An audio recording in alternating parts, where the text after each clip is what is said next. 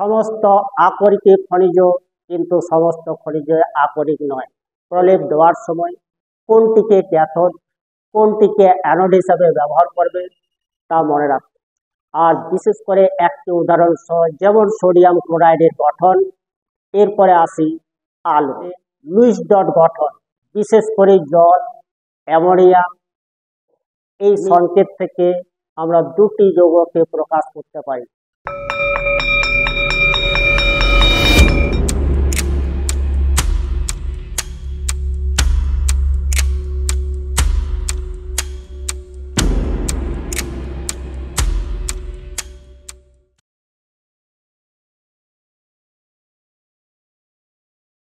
নমস্কার, the e paper digital last breadth সায়েন্সের মাধ্যমিক 2025 অনুষ্ঠানে আপনাদের স্বাগত জানাচ্ছি। আমি সরেন কুণ্ডু, ভিড়িঙ্গি টি&এড ইনস্টিটিউশনের ভৌতবিজ্ঞানের শিক্ষক। আমি প্রথমেই সকল ছাত্রছাত্রীদেরকে স্নেহ ভালোবাসা জানাচ্ছি। এবার আমি বলবো বিষয় সম্পর্কে চ্যাপ্টার অনুযায়ী, অর্থাৎ অধ্যায় অনুযায়ী মাধ্যমিকে এবছর প্রশ্ন আসার সম্ভাবনা কি কি। প্রথমে বলি পরিবেশের জন্য ভাবনা। এখানে যেগুলি করতে হবে, বিভিন্ন বায়ুমণ্ডলের স্তর বিন্যাস, বিশেষ করে ওজোন স্তর কাকে বলে, ওজোন স্তরের ভূমিকা কি, ওজোন স্তরের ক্ষয়ের কারণ কি, ওজোন স্তরের ক্ষয়ের কারণের উৎসগুলি কি কি, এছাড়া গ্রিন হাউস ইফেক্ট কাকে বলে, গ্রিন হাউস গ্যাস কাদের বলে, গ্রিন হাউস গ্যাস সমূহের উৎস কি, গ্রিন হাউসের ক্ষতিকারক প্রভাব কি, এছাড়া বিশ্ব উষ্ণায়ন কি এবং বিশ্ব উষ্ণায়নের ক্ষতিকারক প্রভাবগুলি কি কি। এরপরে বলি শক্তির যথাযথ ব্যবহার। কিছু কিছু শক্তি আছে যেগুলি জ্বালানি শক্তি, জ্বালানি অর্থাৎ জীবাশ্ম শক্তি কি বা জীবাশ্ম জ্বালানি, এছাড়া কিছু অপ্রচলিত শক্তির উদাহরণ করে রাখবে। এরপরে আসি দ্বিতীয় চ্যাপ্টার। দ্বিতীয় চ্যাপ্টারে গ্যাসের সূত্রাবলী, বিশেষ করে পড়ে রাখবে বয়েলের সূত্র, এর গাণিতিক রূপ, চার্লসের সূত্র, এর গাণিতিক রূপ, চার্লসের সূত্র থেকে পরম শূন্যের ধারণা, পরম শূন্য কেন বলা হয়, পরম শূন্যের মান সেন্টিগ্রেড স্কেলে কত তা জেনে রাখবে। এরপরে বয়েল সূত্র ও চার্লসের সূত্রের সমন্বয়িত রূপ, এই সমন্বয়িত রূপ থেকে আদর্শ গ্যাসের সমীকরণ, আদর্শ গ্যাসের প্রয়োগ, এছাড়া এখান থেকে গাণিতিক সমীকরণ সহ পড়ে রাখবে। গাণিতিক সমস্যা আসার সম্ভাবনা আছে। একটু কথা বলি, গাণিতিক সমস্যার ক্ষেত্রে অবশ্যই কিন্তু একক উল্লেখ করবে।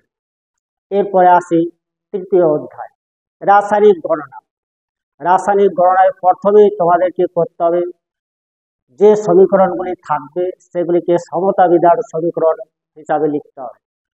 তারপরে বিক্রিয়ক ও বিক্রিয়াত পদার্থ যেগুলি আছে, যেমন ডাটা দেওয়া থাকবে সেই অনুযায়ী আণবিক ভর বা মোল সংখ্যা হিসাবে প্রকাশ করবে। রাসায়নিক সমীকরণের তাৎপর্য কি, রাসায়নিক সমীকরণের সীমাবদ্ধতা কি, বিশেষ করে কিছু কিছু বিক্রিয়া আছে, কোনো একটি বিক্রিয়ক থেকে কোনো বিক্রিয়াত পদার্থ কতটা পাওয়া যায় বা কি পরিমাণে পাওয়া যায়, সেগুলির গাণিতিক সমস্যা সমাধান করে রাখবে। যেমন একটি আমি উদাহরণ হিসাবে বলি, যেমন যদি বলা হয় যে 5 গ্রাম ক্যালসিয়াম কার্বনেটকে উত্তপ্ত করলে কি পরিমাণে চুন অর্থাৎ পোড়া চুন পাওয়া যায় বা কি পরিমাণ কার্বন ডাইঅক্সাইড পাওয়া যায়, এছাড়া কি পরিমাণ ফেরাস সালফাইডের সাথে লঘু সালফিউরিক অ্যাসিডের বিক্রিয়ায় 98 গ্রাম H2S পাওয়া যায়, এরকম ইত্যাদি ইত্যাদি সমস্যা সমাধান করে রাখবে। এরপরে আসি আমাদের তাপের ঘটনা সমূহ। তাপ প্রথমেই বলি কঠিন পদার্থের প্রসারণ। দৈর্ঘ্য প্রসারণ গুণাঙ্ক কাকে বলে, ক্ষেত্র প্রসারণ গুণাঙ্ক কাকে বলে, আয়তন প্রসারণ গুণাঙ্ক কাকে বলে, এদের সিজিএস এবং এসআই পদ্ধতিতে একক। এছাড়া দৈর্ঘ্য প্রসারণ গুণাঙ্ক, ক্ষেত্র প্রসারণ গুণাঙ্ক, আয়তন প্রসারণ গুণাঙ্কের মধ্যে সম্পর্ক কি? তরল পদার্থের ক্ষেত্রে মনে রাখবে তরলের আপাত প্রসারণ গুণাঙ্ক কি, প্রকৃত প্রসারণ গুণাঙ্ক কি। গ্যাসীয় পদার্থের ক্ষেত্রে প্রসারণ গুণাঙ্ক কি, এগুলো পড়ে রাখবে। এরপরে তাপের পরিবাহিতা কাকে বলে, পরিবাহিতাঙ্ক কাকে বলে, তাপীয় রোধ ও তড়িৎ পরিবাহী রোধের মধ্যে সাদৃশ্য কি, এগুলি করে রাখবে। তাছাড়া কঠিন পদার্থের প্রসারণের প্রয়োগ। এরপরে আসি আলো। প্রথমে বলি গলীয় দর্পণ।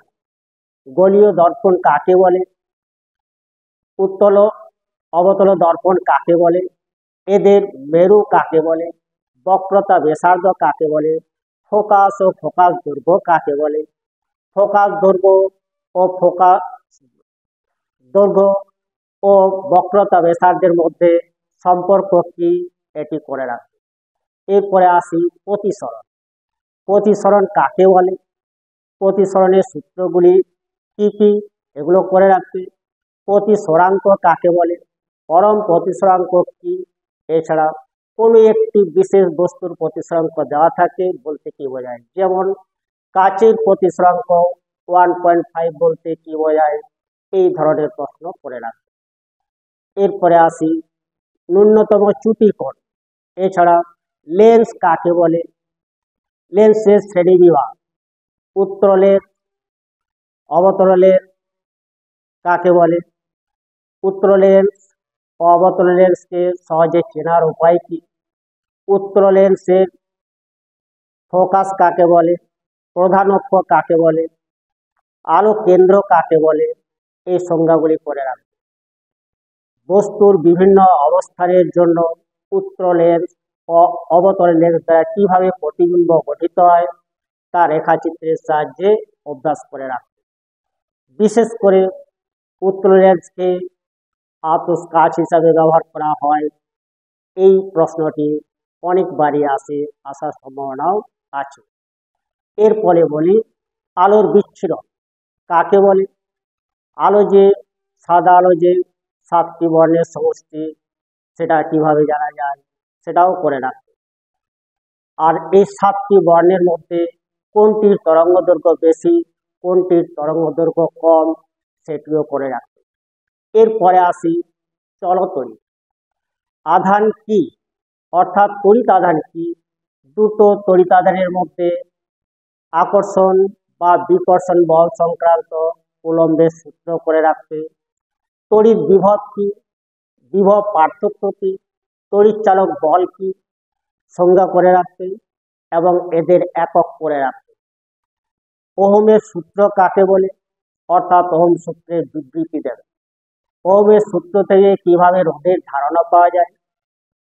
তড়িৎ প্রবাহ মাত্রা কাকে বলে বা রোধ কাকে বলে, রোধ কাকে কোন কোন বিষয়ের উপর নির্ভর করে, রোধাঙ্ক কাকে বলে, পরিবাহিতা ও পরিবাহিতাঙ্ক কাকে বলে, রোধ, রোধাঙ্ক, পরিবাহিতা, পরিবাহিতাঙ্কের একক কি, এগুলি করে রাখবে। এছাড়া আমাদের লেঞ্জের সূত্র করে রাখবে। তাছাড়া ডিসি মোটর, এসি মোটর, এগুলি করে রাখবে। এরপরে আসি আমাদের পরমাণুর গঠন, অর্থাৎ পরমাণু নিউক্লিয়াস। পরমাণু নিউক্লিয়াসে তেজস্ক্রিয়তা কাকে বলে, তেজস্ক্রিয়তার বৈশিষ্ট্য কি, তেজস্ক্রিয় মৌল কাকে বলে, তেজস্ক্রিয় রশ্মি কয় প্রকার ও কি কি, বিভিন্ন প্রকার রশ্মি অর্থাৎ আলফা রশ্মি, বিটা রশ্মি, গামা রশ্মির মধ্যে তুলনা করে রাখবে। তেজস্ক্রিয়তার ব্যবহার বিশেষ করে কোবাল্ট-60, ফসফরাস, যে রেডিও আইসোটোপ রয়েছে তাদের ব্যবহারগুলি করে রাখবে। এছাড়া ভর ত্রুটি কি, নিউক্লিয় বন্ধন শক্তি কি, নিউক্লিয় বিভাজন কি, নিউক্লিয় সংযোজন কি এবং নিউক্লিয় বিভাজন ও নিউক্লিয় সংযোজনের মধ্যে পার্থক্য করে রাখবে। এছাড়া কোনো একটি মৌল থেকে আলফা রশ্মি বা বিটা রশ্মি নির্গত হলে পরমাণু ভর সংখ্যা বা পারমাণবিক সংখ্যার কিরূপ পরিবর্তন হয় তা করে রাখবে। এরপরে আসি পদার্থের সাধারণ ধর্ম ও গঠন। প্রথমে বলি পর্যায় সারণী সম্পর্কে। প্রথমে পড়বে মেন্ডেলিফের পর্যায় সূত্র কি, মেন্ডেলিফের পর্যায় সারণী কাকে বলে, পর্যায় সারণীতে কয়টি পর্যায় ও কয়টি শ্রেণী আছে, বিশেষ করে প্রথম পর্যায় ও দ্বিতীয় পর্যায়ের মৌলগুলির অবস্থান ভালো করে করে রাখবে। এছাড়া আধুনিক পর্যায় সূত্রটি কি, আধুনিক দীর্ঘ পর্যায় সারণীতে কয়টি শ্রেণী কয়টি পর্যায় আছে, এছাড়া ইউরেনিয়াম উত্তর মৌল অর্থাৎ ট্রান্স ইউরেনিয়াম এলিমেন্টস কি উদাহরণ করে রাখবে। পর্যায়গত ধর্ম কি, পর্যায়গত ধর্মের মধ্যে করে পারমাণবিক ব্যাসার্ধ কাকে বলে, পারমাণবিক ব্যাসার্ধের পর্যায়গত পরিবর্তন ও শ্রেণীগত পরিবর্তন কেমন হয় তা জেনে রাখবে। আমি একটুকু বলি, যেমন সোডিয়াম এর আকার সোডিয়াম আয়ন অপেক্ষা কম না বেশি, অর্থাৎ সোডিয়ামের ব্যাসার্ধ সোডিয়াম আয়নের ব্যাসার্ধ কি সমান, যুক্তি সহ লিখো, এই ধরনের প্রশ্ন করে রাখবে। এছাড়া আমাদের আয়নন বিভব কাকে বলে, আয়ন বিভবের একক কি, আয়নন বিভব পর্যায়গত ও শ্রেণীগত কিভাবে পরিবর্তিত হয়। এছাড়া করে রাখবে তড়িৎ ঋণাত্মকতা কাকে বলে, পর্যায় সারণীতে পর্যায়গত ও শ্রেণীগত পরিবর্তন কিরূপ হয়। এছাড়াও করে রাখবে আমাদের সবচাইতে তীব্র তড়িৎ ঋণাত্মক মৌল কোনটি এবং তীব্র তড়িৎ ধনাত্মক মৌল কোনটি। এরপরে বলি বিজারণ ধর্ম, জারণ ধর্ম শ্রেণীগত ও পর্যায়গত পরিবর্তন কিরূপ হয় তা করে রাখবে। এরপরে বলি সমযোজ্যতা ও তড়িৎযোজ্যতা। আয়নীয় যৌগ কাকে বলে, আয়নীয় যোজ্যতা কাকে বলে, আয়নীয় যোজ্যতা কিভাবে পরিমাপ করা হয়, আর বিশেষ করে একটি উদাহরণ সহ যেমন সোডিয়াম ক্লোরাইডের গঠন করে রাখবে। সমযোজ্যতা কাকে বলে, সমযোজী মৌল কাকে বলে বা সমযোজী যৌগ কাকে বলে। এছাড়া সমযোজ্যতা যখন তৈরি হয় তখন কি ধরনের বন্ধন হয়, আর সমযোজী যৌগের ক্ষেত্রে লুইস ডট গঠন, বিশেষ করে জল, ammonia, methane, ethylene, hydronium ion, ammonium ion, এই গঠনগুলি করে রাখবে। এরপরে বলি রাসায়নিক বিক্রিয়ার উপর তড়িতের প্রভাব। তড়িৎ বিশ্লেষ্য, তড়িৎ অবিশ্লেষ্য কাকে বলে, এদের উদাহরণ তীব্র তড়িৎ বিশ্লেষ্য, মৃদু তড়িৎ বিশ্লেষ্য কাকে বলে, এদের উদাহরণ তড়িৎ বিশ্লেষণ কাকে বলে, একটি উদাহরণ করে রাখবে। তাছাড়া এরকম প্রশ্ন আছে, সোডিয়াম ক্লোরাইডের জলীয় দ্রবণের তড়িৎ বিশ্লেষণ করলে ক্যাথোডে ও অ্যানোডে কি কি উৎপন্ন হয়, কোন তড়িৎদ্বারে জারণ কোন তড়িৎদ্বারে বিজারণ ঘটে সেটি করে রাখবে। কপার সালফেটের জলীয় দ্রবণের তড়িৎ বিশ্লেষণ করলে ক্যাথোডে এবং অ্যানোডে কি পাওয়া যায়, অর্থাৎ কি উৎপন্ন হয়, যখন প্লাটিনাম তড়িৎদ্বার ব্যবহার করা হয় অথবা কপার তড়িৎদ্বার ব্যবহার করা হয়, এটি বিশেষভাবে কিন্তু লক্ষ্য রাখবে। তাছাড়া তড়িৎ বিশ্লেষণের প্রয়োগ ধাতু নিষ্কাশনে, ধাতুর বিশোধনে করে রাখবে। বিশোধনের ক্ষেত্রে কপারের যখন তড়িৎ বিশোধন করা হয় অ্যানোড মাড কি, অ্যানোড মাডের গুরুত্ব কি। এছাড়া তড়িৎ লেপন, তড়িৎ লেপন কাকে বলে, তড়িৎ লেপনের উদ্দেশ্য কি, কোনো একটি বস্তুর উপর অপর একটি ধাতুর তড়িৎ লেপন পদ্ধতিতে প্রলেপ দেওয়ার সময় কোনটিকে ক্যাথোড কোনটিকে অ্যানোড হিসাবে ব্যবহার করবে তা মনে রাখবে। আর তড়িৎ বিশ্লেষ্য পদার্থ হিসাবে কি ব্যবহার করা হয় তা জেনে রাখবে। এরপরে আসি কয়েকটি অজৈব যৌগের শিল্পে ব্যবহার। অ্যামোনিয়া, অ্যামোনিয়া পরীক্ষাগারে কিভাবে প্রস্তুত করা হয়, যদি এই প্রশ্ন আসে বিশেষ করে পয়েন্ট দেওয়া থাকে, প্রয়োজনীয় রাসায়নিক দ্রব্য সংকেত সহ জেনে রাখবে। নীতি, সংশ্লিষ্ট সমীকরণ, সংগ্রহ, বিশুদ্ধীকরণ।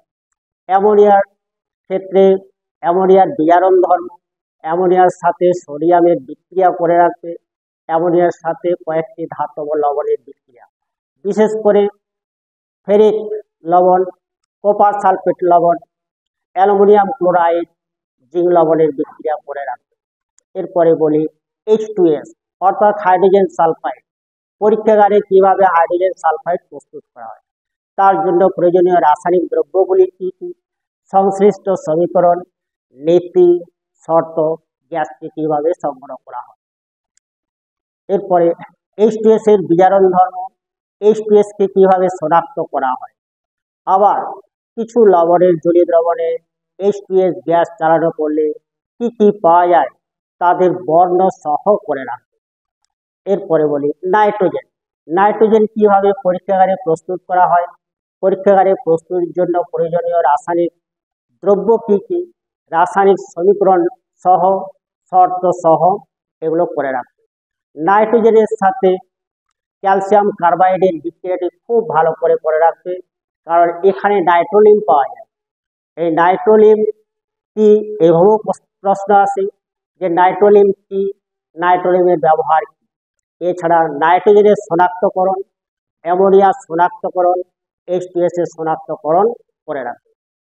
এরপরে বলি hydrochloric acid, nitric acid, sulphuric acid এদের শিল্প প্রস্তুতি, বিশেষ করে নাইট্রিক অ্যাসিড অসওয়াল পদ্ধতিতে কোন যৌগ থেকে নাইট্রিক অ্যাসিড পাওয়া যায়, এক্ষেত্রে ব্যবহৃত তাপমাত্রা কত, ব্যবহৃত অনুঘটকের নাম কি। ঠিক একইভাবে সালফিউরিক অ্যাসিড প্রস্তুতের সময় ব্যবহৃত তাপমাত্রা, ব্যবহৃত অনুঘটকের নাম কি। আর সালফিউরিক অ্যাসিড প্রস্তুতের সময় সালফার ট্রাইঅক্সাইডকে সরাসরি জলে দ্রবীভূত না করে গাঢ় সালফিউরিক অ্যাসিডে প্রথমে দ্রবীভূত করে তারপরে সালফিউরিক অ্যাসিড প্রস্তুত করা হয় কেন, এই প্রশ্নগুলি করে রাখবে। এরপরে বলে ধাতুবিদ্যা। ধাতুবিদ্যায় বিশেষ করে সংকর ধাতু কাকে বলে। এছাড়া কপার, জিঙ্ক, অ্যালুমিনিয়াম, আয়রন এই চারটি ধাতুর আকরিকের নাম সংকেত সহ করে রাখতে আসবেই। এরপরে বলে আমাদের ধাতুবিদ্যায় খনিজ কাকে বলে, আকরিক কাকে বলে। এছাড়া আরেকটি কোশ্চেন হয় সমস্ত আকরিকে খনিজ কিন্তু সমস্ত খনিজ আকরিক নয়, এগুলি করে রাখবে। সংকর ধাতুর মধ্যে ডুরালোমিন, ম্যাগনেসিয়াম, কাঁসা, ব্রোঞ্জ, পিতল এগুলির উপাদান কি কি, এদের ব্যবহার কি কি, এগুলি করে রাখবে ধাতুবিদ্যায়। এরপরে আসি আমাদের জৈব রসায়ন। জৈব যৌগ কাকে বলে, জৈব যৌগের সাথে অজৈব যৌগের পার্থক্য কি, জৈব যৌগের মধ্যে মিথেন, ইথেন, ইথিলিন, অ্যাসিটিলিন এর গঠন সংকেত করে রাখবে। সমগণীয় সারি কি, এর বৈশিষ্ট্য কি, সমবায়বতা কি, সমবায়বতার উদাহরণ করে রাখবে। বিশেষ করে কার্যকরী মূলক ঘটিত সমবায়বতা যেমন C2H6O, এই সংকেত থেকে আমরা দুটি যৌগকে প্রকাশ করতে পারি। একটি হলো ইথাইল অ্যালকোহল C2H5OH, অপরটি হলো ডাইমিথাইল ইথার CH3OCH3। এইভাবে আমাদের সমবায়বতা সম্পর্কে জেনে রাখবে। এছাড়া বিশেষ বিশেষ কয়েকটি সরল যৌগের IUPAC পদ্ধতিতে নামকরণ করে রাখবে, বিশেষ করে 4 কার্বন পরমাণু পর্যন্ত, যেমন ইথেন, মিথেন, প্রোপেন, বিউটেন বা এদের কোনো শাখা শৃঙ্খল থাকতে পারে। এরপরে বলি ইথিলিন, অ্যাসিটিলিন, এলপিজি, সিএনজি এদের ব্যবহার করে রাখবে। এছাড়া ইথানল এর ব্যবহার, মিথানলের ব্যবহার, রেকটিফাইড স্পিরিট কি, মেথিলেটেড স্পিরিট কি, এদের ব্যবহার। এরপরে বলি জৈব যৌগের ক্ষেত্রে আমাদের ইথিলিন, অ্যাসিটিলিনের সাথে বিশেষ করে হাইড্রোজেনের বিক্রিয়া, ব্রোমিনের বিক্রিয়া আর ইথিলিনের পলিমেরাইজেশন বিক্রিয়া। এরপরে বলি পলিমার। জৈব বিশ্লেষ্য পলিমার কাকে বলে, এর উদাহরণ, জৈব অবিশ্লেষ্য পলিমার কাকে বলে, এদের উদাহরণ করে রাখবে। এই বলেই শেষ করছি। নমস্কার।